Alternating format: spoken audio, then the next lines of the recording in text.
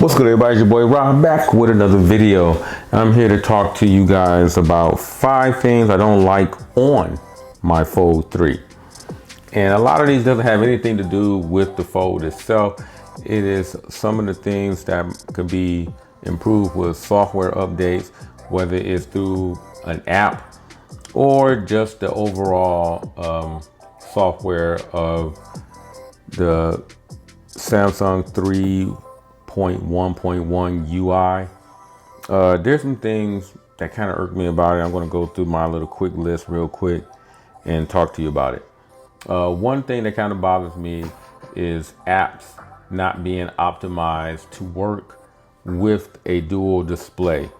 Sometimes an app, due to the fact that this basically can be seen as 2 phones that's kind of put together by one display, tends to not work well on a dual display. It usually we work with one screen on one side of the actual display, and you pretty much have to try to manipulate the widget to, to make the screen look a little bit more, even and optimized. One of my favorite widgets is KWGT. I've been having the worst problems with that particular app when it comes to making these widgets. They just don't work too well with dual display phones, and they're not optimized to allow widgets to stretch across. So there's a lot of finagling I had to do just to get, for example, this Google Now bar to fit on both sides of the display in an even manner. Another thing I don't like, number 2, the stock launcher should allow you to use your favorite icon pack, like the ones found on the OnePlus launcher. I kind of wish that when you go into the settings, it allows you to load up your favorite icon pack.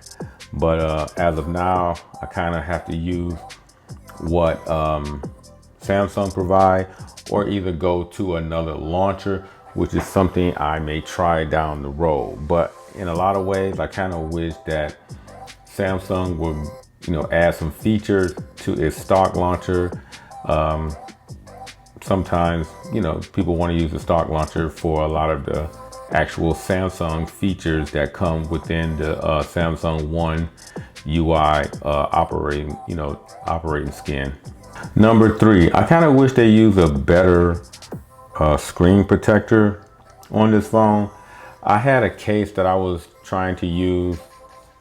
It was a discounted style case. I was trying to save a little money, but I noticed it was kind of pushing up on my screen on this side, my screen protector, and causing it to bubble in the corner. So I kind of took it off and got rid of it. So I'm not using that particular. No, I don't have it. All right, well, I'm not gonna worry about it, but I may show it to you in a later video. But you gotta be real careful with certain cases, because again, the screen protector in a lot of the cases pretty much don't work hand in hand. The number 4 thing that I, kind of don't like, I was using the auto brightness. I have to cut that off now, but it's a very overly aggressive auto brightness, and you would immediately have to go in and turn that off if you don't like how your screen kind of reacts to whatever background you're in, whether you're in a dark environment or whether you're in a very lit room. Sometimes the brightness, the auto brightness, can be a little bit more aggressive than you would like. Number 5, now this kind of goes hand in hand with number 3, but the screen seems to attract fingerprints more easier than my phone's previous Samsung devices. For the most part, you pretty much have to go with the actual screen protector that's on the phone, that comes stock with the phone. So I kind of wish that Samsung had used a higher quality screen protector, but I do notice that I do get a lot more fingerprints. Yeah, I do wash my hands. I don't have, my fingers are not oily or anything by nature, but there is times where I do notice a lot of fingerprints. Now I'm gonna give you a bonus 6 just in case you had a problem with any of the previous 5. And the bonus thing that I don't like is the fact that the S Pen doesn't work across Samsung whole phone lineup.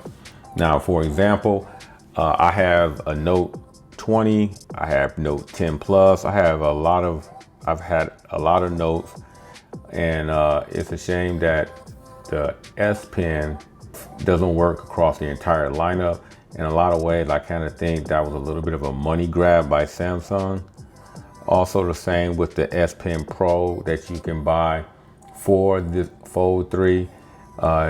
It's very, you can have some features you can use on the Note 20 and other Notes, but it's very limited. And I think Samsung was kind of a little bit on the slick side by allowing the pens to not work across all their whole entire lineup. I kind of wish that you could have gave people a break with that, because due to the fact that you didn't even offer a charging brick kind of sucks. So at least you could have done was allow the S Pens to be used on any Samsung product. So that pretty much does it with the 5 things the 5 things I don't like about on my Fold 3. Other than that, don't forget to give this video a thumbs up, subscribe, and I catch everybody in the next video. I'm out.